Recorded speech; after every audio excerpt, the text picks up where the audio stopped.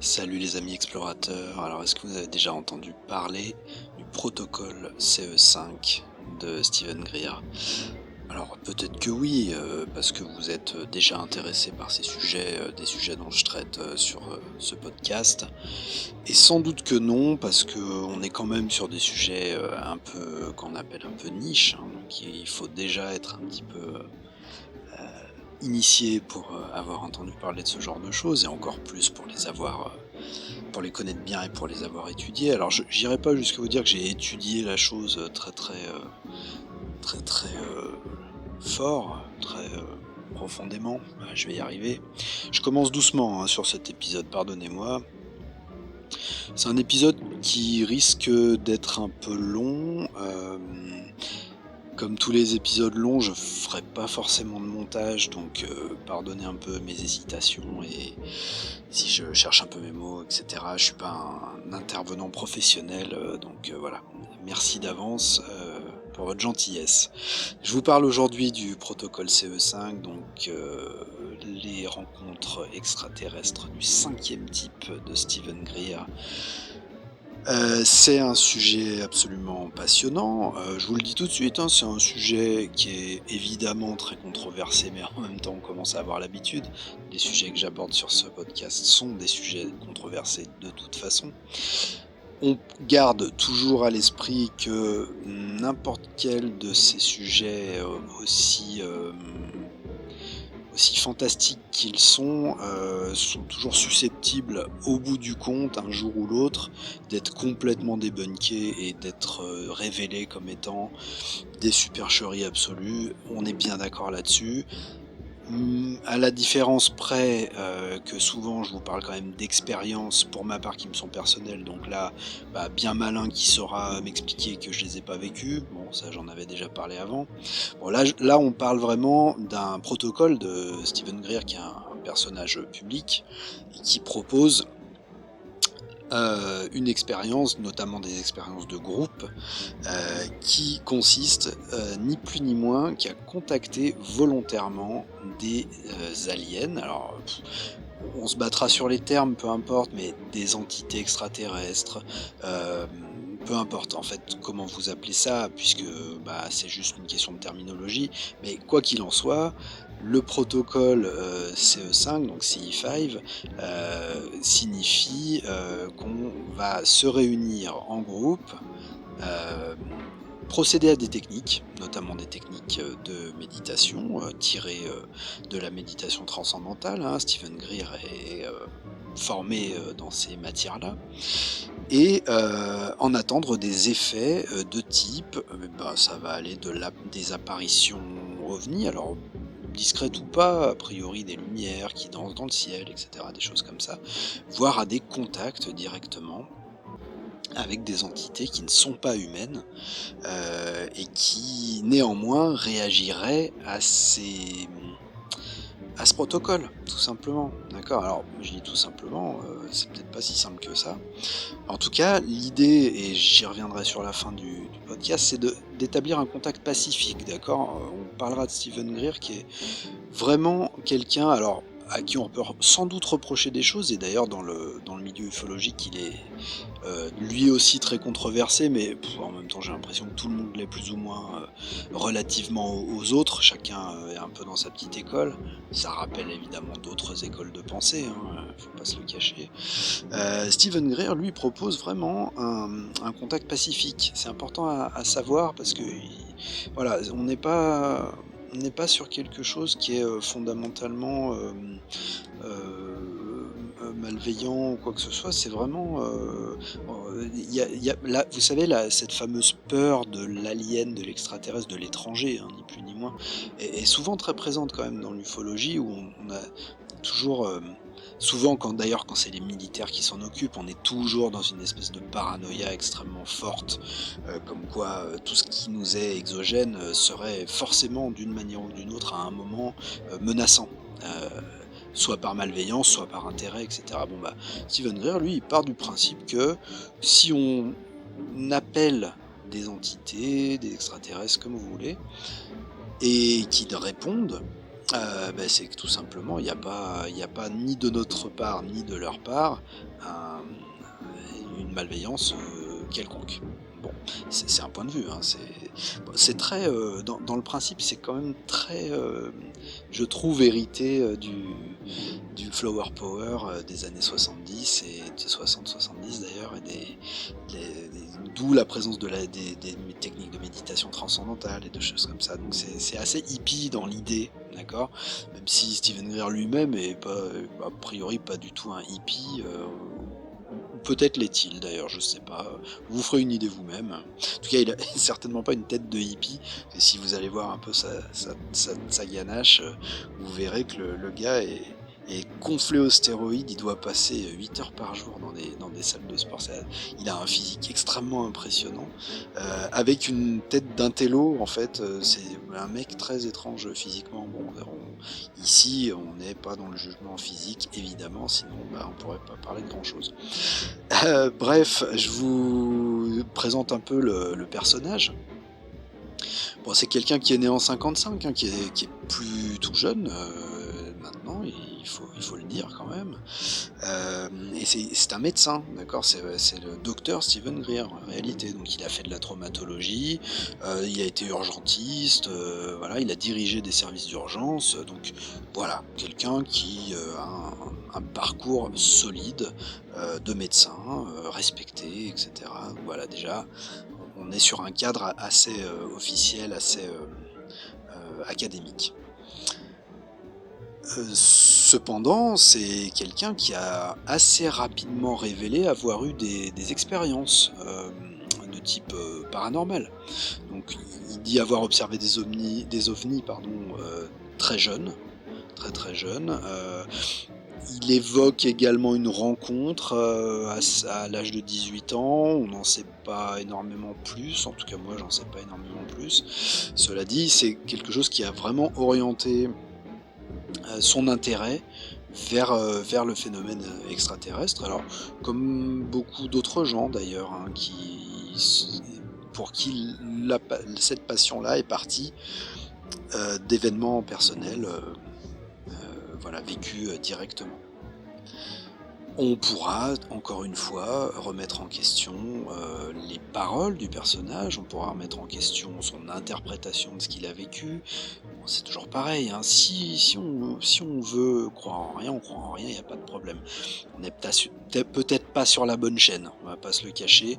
Moi, je pars du principe que le garçon exprime ce qu'il a à exprimer, tout simplement.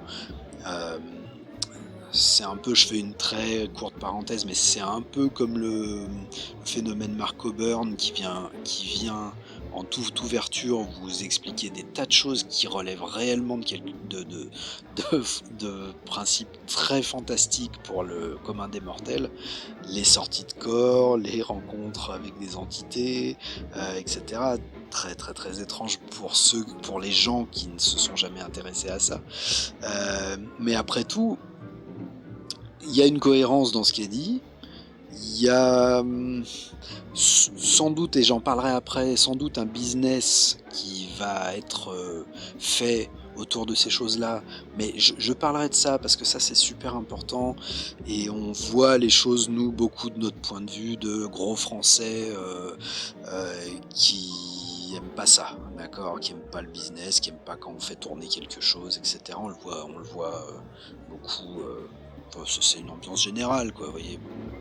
J'en dirai pas plus parce que c'est pas une chaîne politique, mais voilà. Le business en France, ça coince toujours un petit peu. En tout cas, ça a tendance toujours à décrédibiliser les démarches. Dès qu'on fait une démarche qui va être surtout spirituelle, mais même qui peut être, je sais pas, médicale, qui peut être de charité ou quoi que ce soit. Si on en fait un business, c'est-à-dire quelque chose de rentable, immédiatement, ça va pas. Il y a un truc qui va pas. On tombe dans l'escarcelle, soit des escrocs, soit des gourous, soit des sectes et compagnie. J'en reparlerai peut-être un petit peu après parce que ça me tient à cœur quand même, c'est important de tordre un petit peu le cou de ces choses qui sont vraiment typiquement culturelles chez nous qui sont un peu pesants aussi, parce que ça décrédibilise beaucoup de choses qui n'ont pas à l'être, je pense. Alors, pour revenir à Steven Greer, parce que je suis le roi de la parenthèse, hein, pardonnez-moi, de la bonne grosse parenthèse qui dure une demi-heure et qui rallonge les épisodes systématiquement, donc je reviens, pardonnez-moi, sur Steven Greer, euh, qui a fondé, alors disons que dans les années 70, il se met à la méditation transcendantale et il enseigne la méditation transcendantale. Encore une corde à son arc, j'ai envie de dire, c'est plutôt une bonne chose à savoir. Et en 90, il fonde le CETI, alors CSETI, Center for the Study of Extraterrestrial Intelligence, pardonnez l'accent s'il vous plaît. C'est pas le CETI de Seth Shostak qui cherche les signaux extraterrestres dont vous avez sans doute entendu parler. C'est autre chose, mais ça se prononce pareil en fait, CETI. C'est pas exactement enfin, c'est même pas du tout le même organisme. Et là qui se fonde sur le contact direct avec des intelligences extraterrestres. C'est vraiment ça qu'il faut comprendre. Ça démarre déjà en 90, donc c'est pas d'hier ce projet-là. Le Disclosure Project, vous trouvez ça sur internet très facilement. C'est l'idée de pousser les gouvernements, et donc bien sûr les États-Unis, puisqu'il est américain, à la grande révélation. Voilà, ni plus ni moins. Donc vous me direz, il y a une certaine forme de, comment on peut dire ça, d'ambition, voire de folie des grandeurs chez Steven Greer. Bon, pour ma part, qui n'est pas pour me déplaire, mais bon, on voit bien que là, on parle de 93, donc 30 ans après, on n'en est toujours pas là, mais en tout cas, lui, il a très tôt essayé de pousser à ça directement. C'est là que Greer a atteint une certaine notoriété, notamment au début des années 2000. Il fait une désormais célèbre pour les connaisseurs conférence au National Press Club de Washington. Bon, là, il y a des témoins militaires, il y a le gouvernement, il y a tout le monde, et ça envoie des gros témoignages sur les expériences OVNI. Ça préfigure 30 ans avant, quasiment 30 ans avant, de ce qui se passe aujourd'hui avec David Grush, Luis Elizondo et compagnie, qui sont extrêmement actifs aujourd'hui sur la scène UFO américaine. Aux États-Unis aujourd'hui, parler de ça, c'est devenu presque banal, presque chiant. D'accord. En France, c'est toujours la musique des X-Files et on rigole bien et on passe à autre chose. Là-bas, ça a pris quand même une tournure assez sérieuse, malgré, quand on regarde de près, certains intervenants qui sont eux pas si sérieux que ça. Mais dans l'ensemble, on a quand même quelque chose qui a plutôt de la gueule en termes de divulgation, même si pour l'instant, même avec Trump, avec qui ça avait l'air d'être un peu plus ouvert au niveau de l'aspect divulgation en tout cas, ça avance pas des masses, il faut pas se le cacher.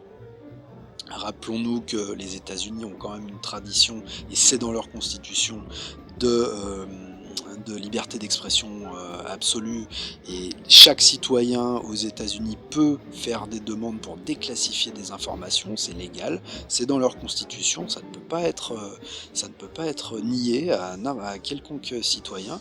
Bon, en France évidemment ça n'existe pas, ce qui est secret est secret, mais en réalité aux États-Unis, ce qui est secret aussi. Bon, ils ont beau avoir ça dans la constitution, quand c'est classé défense, vous ne l'aurez pas, d'accord. Donc c'est un peu hypocrite, mais en même temps, ils ont quand même cette culture de la transparence, et ça a le mérite au moins d'exister chez eux, et petit à petit de faire perler des informations du moment que des gens travaillent dessus et en font les demandes. Voilà.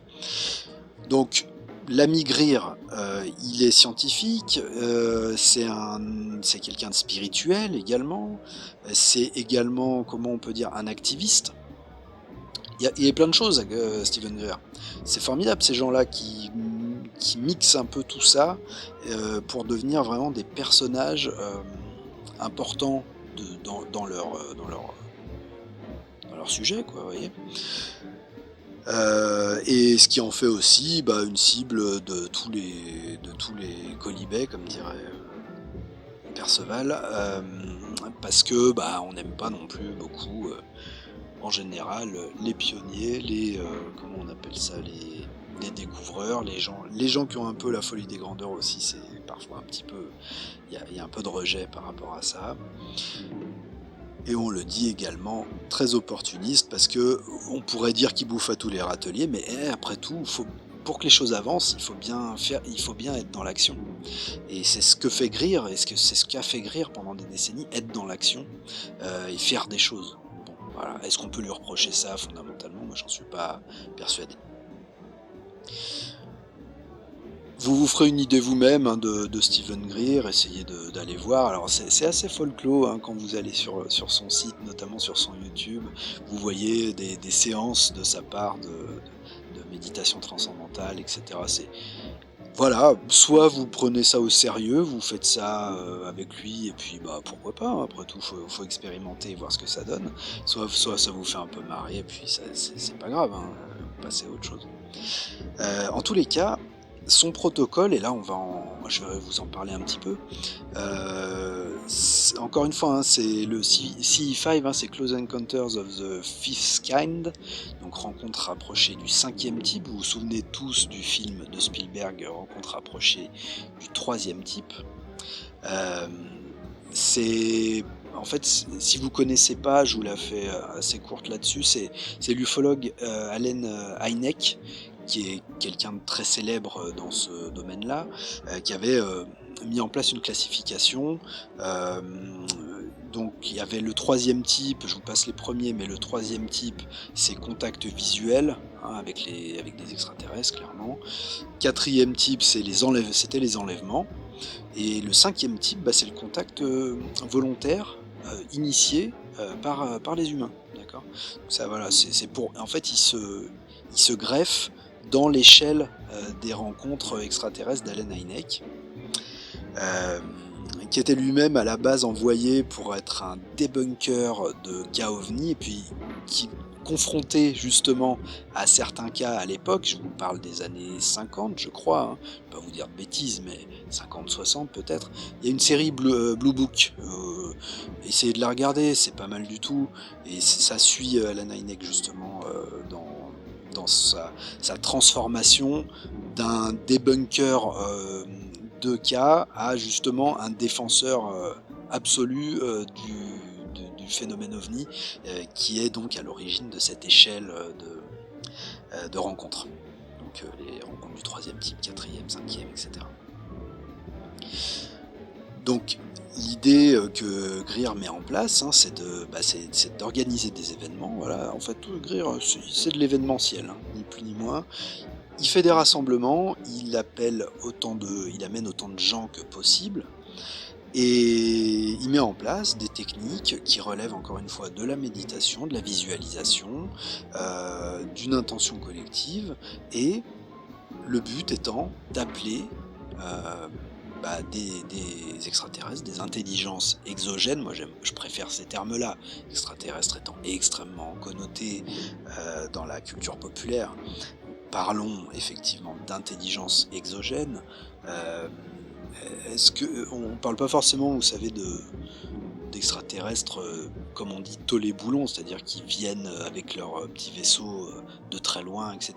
C'est tout à fait possible, il n'y a aucun problème. D'ailleurs, c'est ce qui est le plus rationnel, entre guillemets, une technologie plus évoluée que la nôtre, avec des gens qui peuvent voyager beaucoup plus rapidement, facilement, et qui sont là depuis très longtemps, bref. Mais ça peut aussi être des êtres de type interdimensionnel, ou des choses comme ça. Toutes les possibilités s'offrent à nous, on peut croire à peu près à tout ce qu'on veut, peu importe. Euh, Lui, Greer, ce qu'il nous dit en faisant ses tentatives dans les années 90, c'est qu'il arrive à des résultats. Les résultats, comme je vous disais, il va y avoir des lumières qui vont apparaître et danser dans le ciel. Des phénomènes aléatoires aériens, et toute une batterie aussi de choses de contact sensoriel, spirituel, Et ça c'est intéressant aussi, c'est que c'est pas que des événements visuels qui vont se présenter aux participants, il y a aussi une forme de connexion mentale, une connexion spirituelle qui très vite ont convaincu Steven Greer de l'efficacité de sa méthode, en fait, de l'efficacité de ce qu'il propose, donc de cette possibilité de contact pacifique avec d'autres intelligences que la nôtre. La conclusion de Greer, c'est évidemment qu'il y a une présence extraterrestre, quelle qu'elle soit, quelle que soit sa forme, sa provenance, sa nature, etc. Il en déduit également qu'ils sont parfaitement bienveillants, puisque contrairement à tous les films hollywoodiens, pas tous, mais la majorité des films hollywoodiens qu'on a vus depuis que Hollywood existe, vous les appelez, ils se présentent à vous, il y a une connexion spirituelle, soi-disant, hein, évidemment, vous n'êtes pas obligé d'y croire, mais ils ne vous atomisent pas avec un rayon laser à pulsar concentré. C'est une très bonne nouvelle, a priori. D'accord ? C'est-à-dire que ces entités, ces intelligences seraient évoluées, peut-être plus que nous. Après tout, c'est une question de point de vue également. Évoluer comment ? Moralement, scientifiquement, technologiquement. Vous voyez, quel type d'évolution ? Il n'y a peut-être même pas de question de niveau d'évolution, mais ça c'est encore une autre question. Pardon, je fais encore des parenthèses. Il se présente, il crée une connexion, il y a des communications, quelles qu'elles soient, et il n'y a pas de pulvérisation des humains. Et ben c'est génial, ça veut dire que ils n'ont pas de mauvaises intentions, ces intelligences-là. Donc c'est tout à fait, c'est une super trouvaille, c'est une super. Greer nous annonce une bonne nouvelle, à l'instar de notre bon Jésus-Christ. La bonne nouvelle, c'est que les autres intelligences sont également pacifiques. En tout cas, peut-être parce que les humains qui les ont contactés, ils l'ont fait aussi de manière pacifique. C'est possible. Peut-être que ça marche de façon... je trouve pas le mot, mais peut-être que ça marche dans les deux sens, tout simplement. Il a également déduit une chose, ou compris, ou trouvé, je ne sais pas, une chose assez précise, c'est que ces entités, ces fameux extraterrestres, fonctionneraient sur une technologie basée sur l'énergie du vide. Voilà, le Zero Point Energy. C'est intéressant, pourquoi pas. Moi je saurais pas trop quoi vous en dire parce que scientifiquement j'ai pas le niveau, loin de là. Mais voilà, l'idée serait, contrairement à nous qui avons une énergie, qu'on fait des énergies thermiques, qui sont plutôt des énergies qu'on pourrait dire du plein, ou en tout cas de l'énergie d'action, une énergie de chimie, d'explosion, etc. Voilà, ça serait une énergie du vide. Voilà, utiliser le vide pour les mouvements, pour annuler peut-être les mouvements. Peut-être que ça rejoindrait un petit peu la fameuse magnéto-hydrodynamique de Jean-Pierre Petit. Bon, allez, je la fais courte là-dessus parce que ça serait aller un peu loin. Vous vous renseignerez, si vous êtes plus scientifique que moi, vous regarderez. Il y a des choses, il y a des théories là-dessus, sur des formes d'énergie qui sont basées sur d'autres choses que l'énergie, que la nôtre, que l'énergie qu'on utilise nous. Et en tout cas, là on rentre dans un aspect qui est quand même tout aussi intéressant de Steven Greer, c'est l'aspect complotiste quand même, parce qu'il existe. D'accord ? Il y a un aspect complotiste. Steven Greer nous dit clairement que le complexe militaro-industriel américain est au courant de ces choses-là, et notamment de cette fameuse technologie de l'énergie du vide, mais que ces vérités nous sont cachées. Et parce que tout simplement, c'est le truc classique, hein. Si on révèle l'existence d'une énergie propre, illimitée, etc. Qu'est-ce que vous faites de Total, de machin, de toutes les énormes entreprises du pétrole, qu'est-ce que vous faites de tout ça, quoi, des énergies fossiles? C'est fini, c'est terminé, et beaucoup trop de gens ont à perdre pour que ça arrive. Donc on a toujours cette idée de complexe militaro-industriel qui nous cache la vérité, et bien sûr le protocole CE5 promet la révélation de cette vérité-là au peuple contre ce complexe militaro-industriel. D'accord ? Alors si vous avez regardé X-Files, si vous êtes un grand fan d'X-Files comme moi, vous savez d'où ça vient, hein, X-Files maintenant. Vous comprenez sur quoi les scénaristes se sont appuyés en partie pour monter leur scénario. C'est pas plus compliqué que ça, hein. Vous savez, on croit souvent que les gens ont fini par avoir ces images de complots, de petits gris, etc. Parce que des scénaristes l'ont imaginé peut-être de nulle part et l'ont monté en série. X-Files, pour le coup, qui a eu quand même à l'époque un succès extraordinaire. Mais en réalité, X-Files était déjà une série qui s'appuyait sur des théories existantes depuis très longtemps, et notamment sur les théories de Stephen Greer, mais pas que d'ailleurs, hein. Ça prend du Hynek, ça prend du Greer, ça prend énormément de choses, X-Files, et c'est presque, si vous voulez, en tout cas dans le fil rouge d'X-Files, pas dans les épisodes qui vont explorer des thèmes annexes, mais vraiment dans le lore conspiracy de X-Files, vous avez en fait limite un documentaire de toutes les conspirations ovni depuis les années 40-50. Voilà, tout simplement. C'est aussi un intérêt de cette série, il faut pas se le cacher. Limite, ça vous fait un cours sur ce qu'on imaginait déjà dans les années 90, à la fin des années 90, depuis un certain nombre d'années. Vous voyez, souvent on se trompe un peu de sens, mais X-Files est déjà inspiré et renvoie en spectacle, finalement, en show, des choses déjà existantes. Voilà. Alors,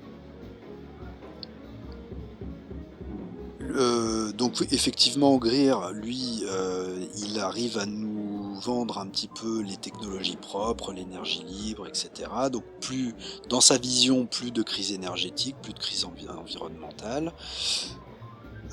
Les humains deviennent finalement les représentants pacifiques d'une planète pacifiée, et qui peut rejoindre enfin, à terme, la communauté. Et j'entends par communauté cette fameuse confédération galactique. Alors là c'est pareil, j'en parle très rapidement, mais je sais pas ce que vous en pensez, mais c'est super intéressant. Star Trek, déjà, Star Trek c'est vieux, hein, je vais pas vous dire de bêtises, mais je crois que c'est créé dans les années 50, hein. C'est pas tout neuf quand même, Star Trek.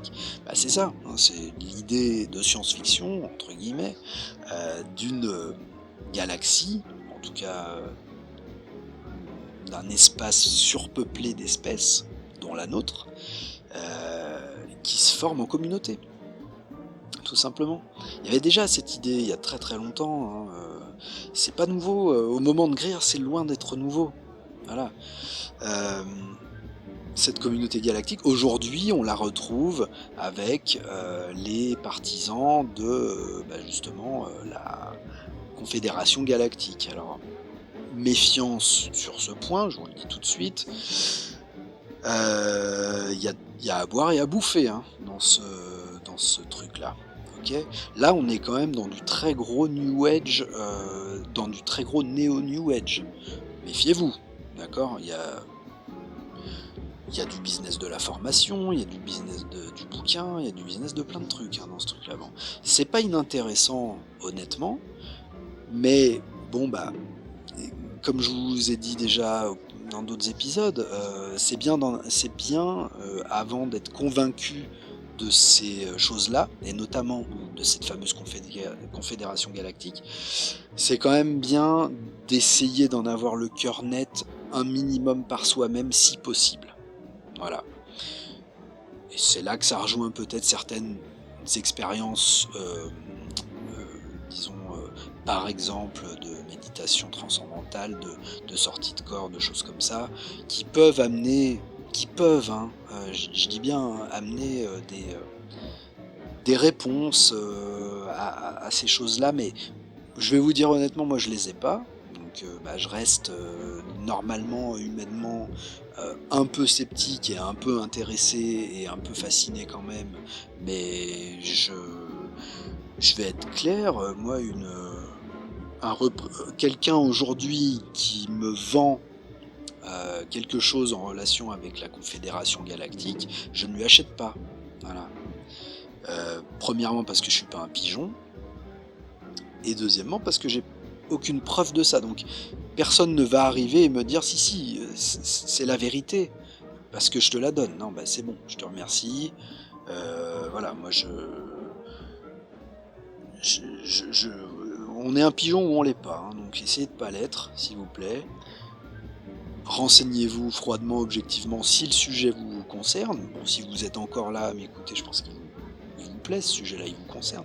Vous laissez pas avoir, quoi, par des bonimenteurs, il y en a plein. Et je dis pas qu'ils le sont tous, loin de là, sans doute. Mais méfiez-vous, et essayez d'avoir des réponses par vous-même, si possible.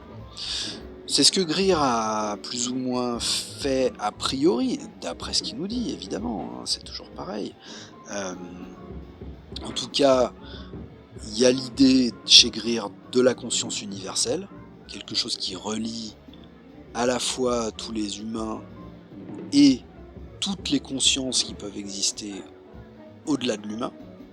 Aujourd'hui, on est quand même... La science nous annonce quand même par ses trouvailles, enfin, que oui, ça serait quand même extrêmement improbable, voire mathématiquement et statistiquement totalement impossible qu'on soit effectivement la seule espèce à peu près consciente sur un tout petit caillou au milieu d'une galaxie de plusieurs milliards de soleils, d'étoiles, au milieu de milliards de galaxies, etc. Le seul problème, c'est les distances.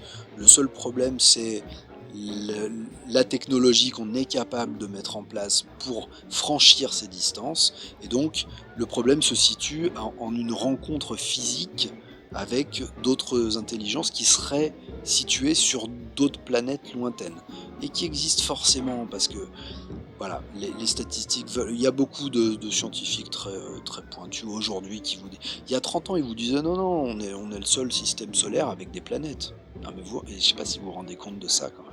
La science académique, donc les astrophysiciens, hein, des gens qui ont des costards comme ça, hein, des diplômes et tout, et des fous, quoi, des mecs, ils ont jamais vu la lumière du jour, les mecs, ils sont vraiment super pointus dans leur domaine. Et il y a 30 ans, la plupart, ou presque tous, vous disaient, nous sommes le seul système solaire parmi tous ceux qu'on voit là, toutes les étoiles que vous voyez le soir, et vous en voyez pas beaucoup hein, par rapport à celles qu'il y a, et dans toutes ces étoiles-là, il n'y a que la nôtre, le Soleil, qui possède un système planétaire avec des planètes autour, avec exactement les bonnes distances, tout bien parfait pour que nous on soit apparus et qu'on ait persisté depuis qu'on est là. Ailleurs, il n'y a rien, c'est la zone, il y a des étoiles, il n'y a rien autour. Non mais je ne sais pas si vous vous rendez compte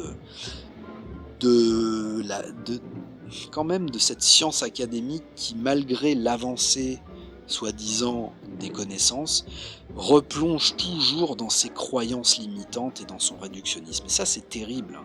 C'est terrible parce que les scientifiques nous ont fait le coup il y a 500 ans, ou je sais pas, 500... Ouais, en fait 500 ans, avec la Terre qui était au centre de l'univers, et puis avec la Terre qui était plate, etc.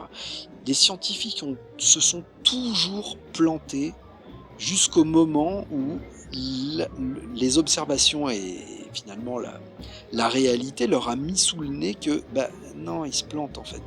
Et à partir de là, ils vous disent ah non, mais évidemment qu'il y a des systèmes solaires partout autour de nous. Ouais, d'accord. Vous le disiez pas il y a 30 ans, vous disiez même l'inverse. Voilà.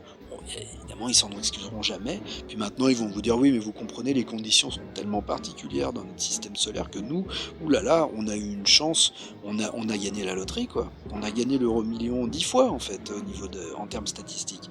Autour, c'est impossible qu'il l'ait gagné, cet euro-million. Impossible». Vous voyez que c'est débile, en fait, c'est débile et c'est délirant. C'est aussi délirant que l'inverse, que de dire que de croire, vous savez, au début du siècle, et enfin, on va dire fin 19e, il y avait plein de comment dire, de chercheurs, poètes un peu qui étaient persuadés que la Lune était peuplée de Sélénites, et puis Mars était peuplé de Martiens, et Vénus de Vénusiens, etc. Bon bah il s'avère que c'est pas le cas. Vous voyez, c'est aussi bête dans un sens que dans l'autre en fait, tout simplement. Euh, voilà. Pour revenir à Greer, excusez-moi encore. Ouh là là, alors là la parenthèse a été absolument démentielle, et bon bah tant pis, hein, il fallait qu'elle soit faite. Encore une fois, hein, j'improvise tout, donc je pense tout haut, donc suivez-moi pas, j'espère que vous vous fatigue pas trop, mais en tout cas, j'espère que ça vous passionne un peu comme moi, ça me passionne. Quoi qu'il en soit, Greer a vraiment une vision extrêmement optimiste de la révélation OVNI, du contact OVNI. Euh, et encore une fois, ça va à l'encontre de notre paranoïa systématique envers ça, qui est naturelle en fait. Hein. La peur de ce qui n'est pas nous est parfaitement constitutive de ce qu'on est, euh, par un réflexe de survie. D'accord, c'est normal. On est des mammifères, on a été des proies longtemps, et ben tout ce qui est pas nous nous fait peur parce que c'est potentiellement une menace. C'est normal, c'est tout à fait normal. Et d'ailleurs, il y a une réactivation de cette pensée, je trouve, dans, vous savez, le problème à trois corps, dont vous avez peut-être vu la série. Alors, je vous conseille plutôt évidemment de lire le bouquin dont c'est tiré. C'est un excellent bouquin, c'est 3 tomes épais, c'est pas facile à lire, c'est traduit du chinois, mais qu'est-ce que c'est bien. Honnêtement, il y a un concept de fou scientifique, de science-fiction, tous les 3 pages, quoi. C'est une folie, ce machin. La série est bien faite, il paraît. Moi, je l'ai pas vu, mais il paraît que c'est pas mal fait. Le bouquin est vraiment extraordinaire, et il y a un truc dans ce bouquin, justement, il y a le concept de la forêt sombre, hein, qui est d'ailleurs le titre du deuxième tome, qui réactive un petit peu cette paranoïa, puisque l'idée serait que la galaxie serait une sorte de forêt sombre où chaque civilisation serait comme un individu isolé dans la forêt sombre par rapport aux autres. Et quand un individu allumerait sa lanterne dans la forêt, il signalerait sa présence aux autres habitants de la forêt. Ils sont tous isolés, hein, dans leur coin, ils ne se connaissent pas. Et dans le doute, tous ceux qui verraient cette lumière, dans le doute que cette lumière soit une menace, flinguerait, tirerait immédiatement sur cette lumière pour ne pas mourir lui-même. Donc en fait, l'idée, c'est que pour l'auteur, hein, de ce livre, d'ailleurs c'est peut-être pas lui qui a eu l'idée de ce concept, hein, je ne sais pas, mais en tout cas il le met en scène dans son livre. L'idée serait que se révéler, révéler qu'on est là sur la Terre et qu'on est une espèce consciente serait le pire des dangers, puisqu'on risquerait immédiatement, je dis immédiatement sur des échelles longues, mais de se faire anéantir dans le doute. En fait, c'est ça qu'il faut comprendre. C'est que n'importe quelle autre civilisation qui prendrait conscience de notre existence, dans le doute qu'on serait... excusez-moi. En prévention de notre malveillance, nous anéantirait pour ne pas être anéantie elle-même. D'accord ? Et d'ailleurs, je crois que ce fameux scientifique Stephen Hawking avait repris cette idée, ou peut-être l'avait développée, je sais pas d'ailleurs, faudrait peut-être revoir ça, je vous laisserai chercher. Avait repris cette idée en disant c'est une très mauvaise idée de se signaler. Bon. Greer est absolument sur l'idée inverse, hein. Pour lui, en contactant de manière bienveillante les entités, on aura de leur part une réponse bienveillante et une union finalement qui pourra que profiter à tout le monde. Bah, c'est plutôt positif, moi je trouve ça plutôt intéressant quand même comme, finalement comme, démarche. Alors, comment ça marche, le protocole CE5? À savoir que vous pouvez tout à fait, si ça vous branche, participer à des séances de protocole CE5. Je sais qu'en j'ai regardé en France, il y en a pas mal qui sont organisées. Hem, bon, il s'agit simplement de se regrouper, alors se regrouper en général dans des lieux de nature, hein, dans des lieux calmes, pas de technologie, une voie lactée, un peu impeccable, hein, pas de pollution lumineuse et cetera. Bon, c'est normal, c'est la moindre des choses d'avoir un environnement, propice pour, déjà pour la méditation. C'est important si vous êtes dans un endroit calme, paisible, c'est quand même mieux. L'idée, c'est que les participants se réunissent en cercle souvent, ils se mettent en méditation, pour atteindre la clarté mentale. Alors, si vous avez déjà fait de la méditation transcendantale, même à bas niveau, hein, vous savez que c'est le but. Enfin, c'est à la fois le prérequis et le but. Alors, un peu compliqué, mais en gros, vous pouvez le faire, hein, tranquillement, tout seul quand vous avez un moment libre. Vous vous allongez et vous faites de votre mieux pour ne pas penser. La paix mentale. Et ben, vous verrez que c'est extraordinairement complexe et très très très difficile, et en même temps, bah, on y arrive. On y arrive avec un peu de régularité, et ça, bah, c'est comme un, comment dire, un océan qui s'apaise, hein. Clairement, dans la tête, c'est clair. Voilà, il n'y a plus. Alors c'est pas qu'il y a plus de pensée, hein, faut être clair là-dessus. J'en ai déjà parlé, hein, dans des épisodes précédents, et j'en reparlerai parce que c'est vraiment très très très fondamental ce concept-là. Et c'est pas du tout un concept mystique, c'est vraiment beaucoup plus concret que ça. D'accord? Moi je parle concret, hein. C'est pour ça que je vous parle souvent de Mark O'Byrne. J'aime bien Mark O'Byrne pour ça, parce que c'est concret. D'accord? C'est pas, je vous parle pas là de contacter, le représentant de la Confédération Galactique pour manger, une pizza avec lui. Là, je vous parle de fermer les yeux, de détendre votre corps et de ne plus avoir ces vagues de pensée que vous avez malgré vous, parce que la pensée, elle est malgré vous en fait. Et simplement d'être dans un état centré où ces pensées-là soit elles se désactivent, soit elles sont trop loin pour vous emmerder. Et vous, par contre, vous avez toujours la possibilité d'observer, et c'est ça qui est intéressant. Vous observez. Vous pouvez, hein, vous dire dans votre tête, je me sens bien, je ressens ma main, par exemple, je ressens ma main droite. Ah, j'ai un picotement au niveau du mollet. Voilà, n'importe quoi, hein, je donne des petits exemples, mais c'est réellement ça qu'il faut faire. Là, vous n'êtes pas dans la suractivité mentale, vous êtes simplement dans la conscience pure de l'instant. J'ai froid, j'ai chaud, je suis bien, je me sens léger, j'ai une sensation de flottement. Ça, c'est bon, hein, dans votre tête, vous pouvez vous le dire. Votre conscience, elle fonctionne comme ça, elle fonctionne sur ce mode-là, un mode observateur. Vous observez de l'extérieur vous-même ce que vous ressentez, comment vous vous sentez, le passage du temps, etc. D'accord ? C'est un exercice vraiment extraordinaire à faire parce que justement, plus vous le faites, plus il se passe des choses, plus vous observez de choses. Vous allez observer derrière vos yeux des mouvements, des vagues blanches comme ça, mais qui sont indépendantes de vous, hein, d'accord, qui vraiment sont là. Alors peut-être qu'elles sont toujours là, mais à ce moment-là, vous vous mettez dans un état où vous les voyez. Ou alors vraiment des sensations, du vertige pas désagréable, un bon vertige ou une sensation d'expansion personnelle, etc. Ça, tous ces états-là, c'est très concret. Ce que je vous dis, c'est pas du tout du mysticisme bizarroïde, hein, ok.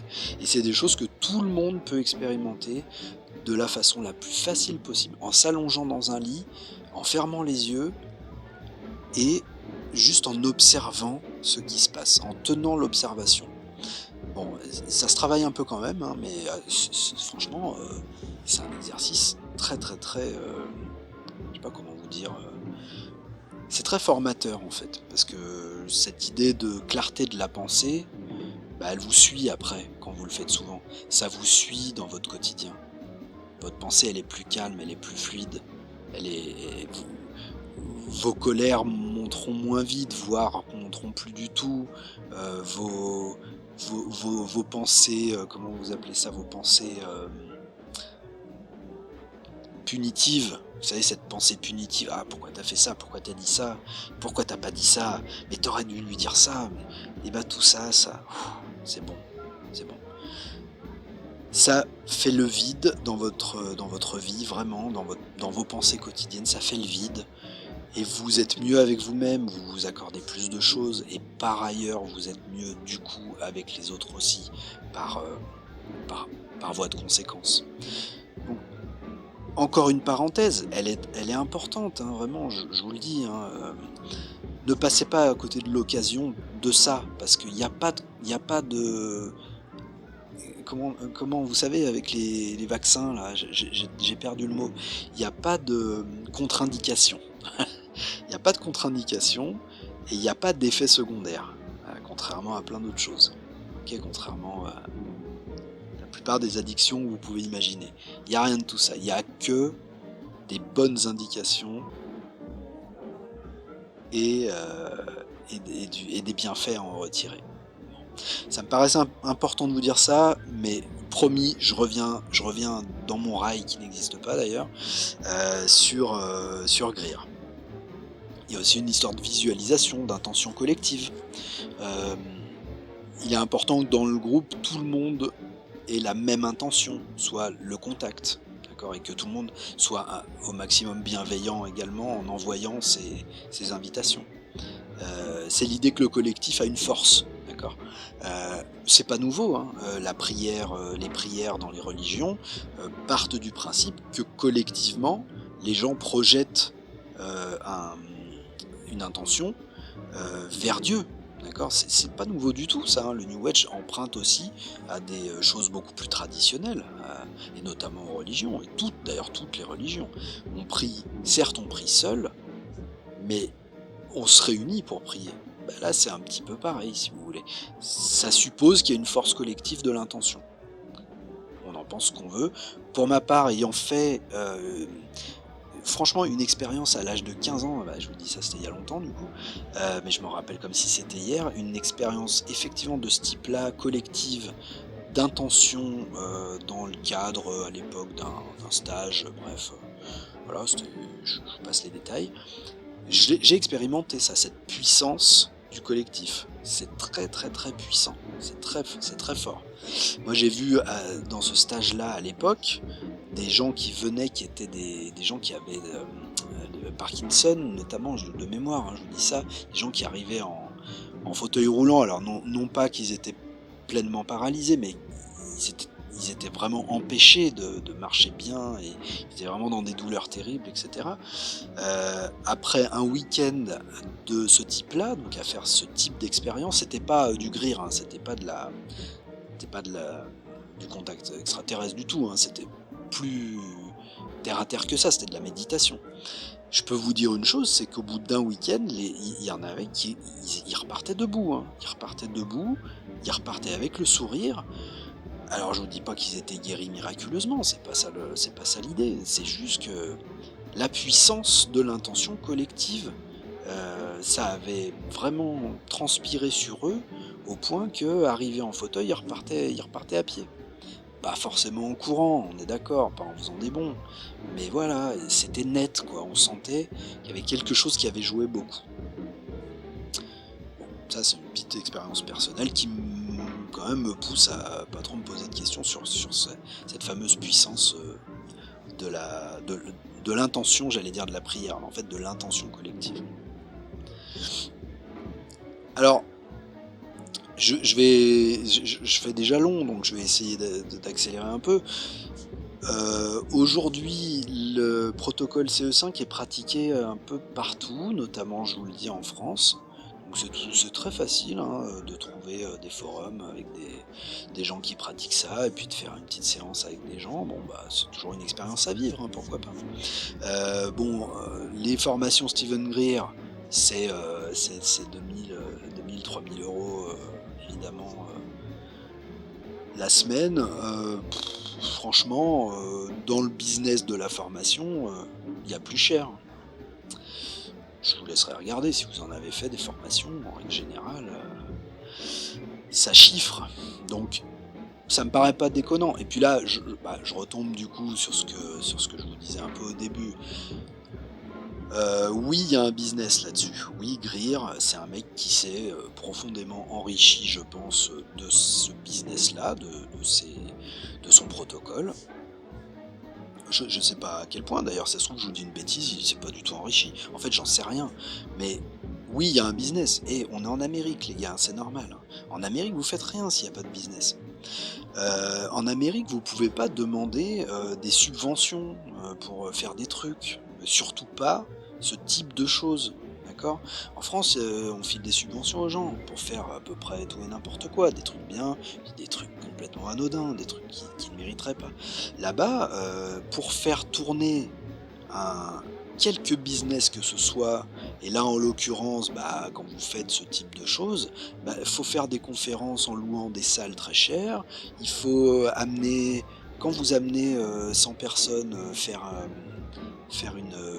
contact à 200 km, je sais pas où, c'est grand les États-Unis, je sais pas où ils vont, mais et bah ça coûte aussi, faut bien payer l'essence, faut bien payer les sandwichs, etc. Vous voyez ce que je veux dire? Oui, évidemment, il y a du business là-dessus, mais il y en a partout du business. Et quand il y en a pas, bah c'est même un peu bizarre. Soit c'est un hobby de week-end et puis bah personne n'en entend jamais parler, et c'est votre hobby, bah, tant mieux pour vous. Mais si vous voulez avoir un effet, faire une action, monter quelque chose qui fonctionne, bah oui, il y a un business qui se met en place. Donc nous en France, on va toujours être sur la paranoïa du business, quoi. Ah, il y a un business, c'est pas, il y a un business, ça pue. Voilà, toujours comme ça. Bah non, moi je suis pas d'accord avec ça. Faut bien que ça tourne, et puis il y a pas de mal à vivre aussi de ce qu'on fait, quelle que soit d'ailleurs l'activité. Euh, Voilà, quand on aura décidé que les trafiquants de drogue n'ont plus, par exemple, hein, je dis n'importe quoi, hein, mais quand on aura décidé que les trafiquants de drogue n'ont plus le droit de toucher de l'argent de leur trafic et de leur poison social, bah, on pourra peut-être s'indigner des business spirituels. Vous voyez, oui, il y a un business du spirituel, ils font des salons, ils font des machins, ils vendent leur eau de lune, là, c'est de l'eau du robinet, ils vendent ça, machin. Mais oui, mais évidemment, mais bien sûr. Et alors? Et alors? Honnêtement, qu'est-ce que ça peut faire en sachant par ailleurs qu'il existe des business extrêmement nocifs, meurtriers, criminels, qui ont cours sans qu'on en fasse grand-chose et qu'on n'en ait pas grand-chose à foutre, voire qu'ils soient parfois valorisés. Vous voyez, on marche un peu sur la tête là-dessus. Là, on n'est quand même pas sur quelque chose de bien dangereux. On n'est pas du tout sur un phénomène sectaire, parce que a priori, hein, je vous dis ça, je peux me tromper, mais il me semble pas qu'il y ait un culte de la personnalité sur Steven Greer, pour être très franc. Et puis, voilà, quand une secte se monte et qu'elle est montée dans un, comment dire, dans un point, d'un objectif maléfique, on va parler du temple solaire, on va parler comment il s'appelle, John Stone là, etc. N'importe quoi, David Koresh, tous ces mecs. Bah, il y a un moment, si vous voulez, ils montent la secte, il y a un moment où leur secte fonctionne, et il y a un moment où ça finit dans un bain de sang. On est bien d'accord là-dessus. C'est comme ça que les sectes secte au sens français moderne, hein, secte, hein, vous voyez? Quand ça finit mal, quoi. En fait, une secte, c'est juste un groupe spirituel de gens. Mais bref, je parle du mot secte vraiment pris dans le sens criminel. Bah, il y a un moment où ça merde, quoi. Il y a un moment où les mecs meurent tous. Bon, ça s'est vu, la secte de Charles Manson, enfin ce que vous voulez. Bon, bah, Greer, ça fait depuis les années 90 qu'il fait son truc, il me semble pas qu'il y ait eu, des problèmes de ce type-là. D'ailleurs, il y en a pas eu. Ok, il y a des gens qui se réunissent pour faire un truc. Bah, au pire, ce qu'ils font, ça sert à rien, c'est pas très grave. Ça emmerde finalement personne. Et si Steven Greer s'enrichit avec son protocole, et ben tant mieux pour lui. C'est parfait. Moi, je suis très content pour lui, y a aucun problème. Voilà, vous n'êtes pas obligé d'être d'accord avec ça. Réagissez en commentaire, évidemment. Hein. Vous pouvez me dire que David Greer est un horrible personnage. J'ai aucun problème là-dessus. On pourra en discuter. Je vous reprends juste une chose, c'est par rapport à la conspi. Voilà, pour finir, hein, je vais juste finir là-dessus. L'aspect conspirationniste de Greer, bon, il n'est pas le seul, et j'ai envie de vous dire, nous vivons dans l'ère des conspirations. Peut-être même qu'elle touche un petit peu à sa fin. On a vécu l'ère des conspirations. Je parlais d'X-Files, c'est le représentant de divertissement absolu en guise de conspiration. Aujourd'hui, c'est même devenu un peu has-been le conspirationnisme. C'est devenu un peu boomer, quoi. Ouais, ça a plus trop d'intérêt. J'ai l'impression, pour ma part, que le conformisme absolu a largement dépassé la mode du conspirationnisme. Maintenant, la mode absolue est beaucoup plus au conformisme. Il n'y a qu'à voir, vous compterez les doudounes sans manches fabriquées au Bangladesh là, dès le printemps. Là. Vous sortez un peu de chez vous. Ah tiens, une doudoune sans manches fabriquée au Bangladesh. Ah, une deuxième, une troisième. Vous les comptez, comme ça vous faites comptez les points. Bon bah, voilà, c'est bête, hein, je sais, c'est juste un vêtement, mais en réalité, on est rentré. Je pense qu'on quitte l'époque du conspirationnisme pour entrer, pour combien de temps, je ne sais pas, mais dans une époque de réelle énorme époque de conformisme et de normativité. Personnellement, ça m'enchante pas. Pareil, dites-moi ce que vous en pensez dans les commentaires. Pas de politique, s'il vous plaît, hein. On n'est pas là pour ça. Moi, c'est pas une chaîne politique que je tiens. Juste, on va dire un peu plus sociologique, voire humain. Qu'est-ce que vous pensez du fait que tout le monde sur la planète, aujourd'hui, est vêtu d'une doudoune sans manches fabriquée au Bangladesh? Voilà, vous me le dites comme ça dans un petit commentaire. Moi j'aime bien, je trouve ça cool, je trouve ça joli, c'est saillant, c'est sympa, c'est mon truc. Moi je vous respecte là-dessus, y a pas de problème. Ou alors vous me dites que bah, c'est de la merde et puis je suis d'accord avec vous. Mais c'est intéressant d'en discuter. Je suis rassuré que ce soit pas que moi qui ça fasse peur. Allez, je vais vous laisser là-dessus. Moi, je vous conseille peut-être, à la limite, vous allez sur la chaîne de Steven Greer, vous regardez sa tête, déjà, vous rigolerez un petit peu. Et puis, vous regardez, vous faites ses vidéos, ses petites méditations avec lui, là. Ça dure 5 minutes, 8 minutes, c'est pas très long. Et puis, vous voyez si ça vous parle. En tout cas, pensez, quand vous le faites, à ce que je vous ai dit. Vous êtes centré en vous-même. Quand vous êtes attiré par vos pensées, vous recentrez. Quand vous êtes attiré par le sommeil, vous recentrez. Vous savez, vous êtes au milieu. Hein. Au milieu, vous êtes au milieu de vos pensées et de l'inconscience, donc du sommeil. Quand vous glissez vers la pensée, vous recentrez, hop là, vous vous remettez au milieu, et quand vous glissez vers le sommeil, c'est-à-dire vous sentez que vous perdez connaissance, hop là, vous recentrez au milieu, et vous faites ça un certain temps, et puis vous voyez ce qui se passe. Hein, et puis d'ailleurs, vous voyez ce qui se passe, et surtout, vous venez me faire un petit retour dans les commentaires, parce que c'est ça qui me plaît. Moi, je m'en fous du référencement, des machins. Je vais pas vous faire, allez, cliquez, mettez un petit pouce, machin. Je m'en tape complètement. Dites-moi juste, vous, personnellement, ce que vous avez expérimenté, ou pas d'ailleurs. Et puis voilà, ça c'est super, c'est ce qu'on appelle une petite communauté. C'est l'objectif hein, de ce podcast.